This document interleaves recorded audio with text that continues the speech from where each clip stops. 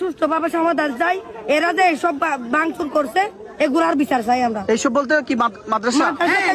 আর বাচ্চাদের মাইকে কোরআন শরীফ পুড়ে দিছে যে এরা কি মানুষ না? এগুলো আপনাদের এই দাবি পূরণ হলে আপনারা রাস্তা ছাড়বো, না হলে ছাড়বো না।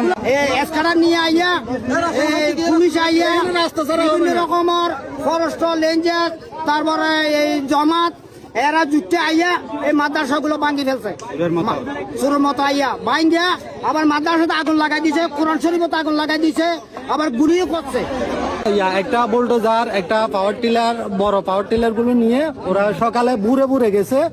কি আমাদের লোকজন তো নাই ওইখানে, ওরা বলতে কারা? ওই যে ফরেস্টার গেছে, ফরেস্টারের সাথে জামাত শিবিরের লোক গেছে, তারপর আবার পুলিশও গেছে, টিএনও গেছে।